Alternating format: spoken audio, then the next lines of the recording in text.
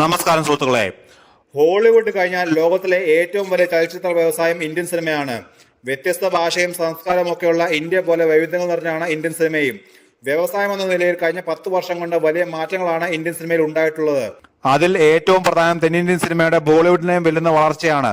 അതിന് തുടക്കമിട്ടത് എസ് രാജമൗലി സംവിധാനം ചെയ്ത ബാഹുബലി എന്ന തെലുങ്ക് ചിത്രവും. രാജമൗലിയെ പോലെ ചിത്രത്തിൽ നായക കഥാപാത്രത്തെ അവതരിപ്പിച്ച പ്രഭാസിന്റെ മുന്നോട്ടുള്ള ജീവിതം ബാഹുബലി മാറ്റിമറിച്ചു.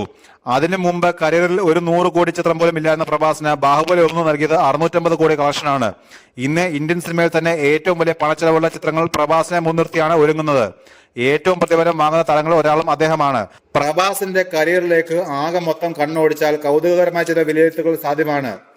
ആകെ അഭിനയിച്ചു വെച്ചതിൽ അദ്ദേഹത്തിന്റെ 36% ചിത്രങ്ങളും നിർമ്മാതാവിന് നഷ്ടമുണ്ടാക്കിയവയാണ്.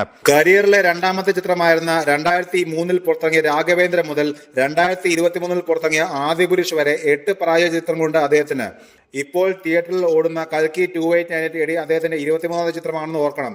100, 200, 300 കോടി ക്ലബിലേക്കൊന്നും കയറാതെ നേരിട്ട് 600 കോടി ക്ലബിലേക്ക് എത്താൻ ഭാഗ്യം സിദ്ധിച്ച നടനാണ് പ്രഭാസ്.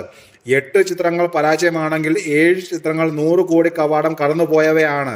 ബാഹുബലി വരുന്നതിന് തൊട്ടു മുമ്പ് എത്തിയ മിർച്ചി ആയിരുന്നു അതിനു മുമ്പ് അദ്ദേഹത്തിന്റെ ഏറ്റവും വലിയ കളക്ഷൻ നേടിയ ചിത്രം.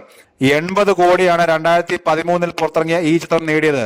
ബാഹുബലി 1 650 കോടി, ബാഹുബലി 2 1810 കോടി, സാഹോ 405 കോടി, രാധേശ്യാം 214 കോടി, ആദിപുരുഷ് 350 കോടി, സലാർ 720 കോടി, കൽക്കി ഇതുവരെ 900 കോടി എന്ന് പറയപ്പെടുന്നു. എന്നിവയാണ് 100 കോടി എന്ന ബോക്സ് ഓഫീസിലെ പ്രാഥമിക നേട്ടം മറികടന്ന് മുന്നോട്ട് പോയ പ്രഭാസ് ചിത്രങ്ങൾ.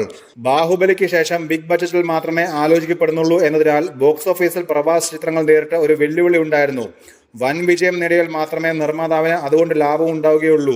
എന്നാൽ കൽക്കി അത്തരമൊരു വിജയം നേടിയതോടെ അദ്ദേഹത്തിന്റെ താരമൂല്യം വീണ്ടും ഉയരുകയാണ്.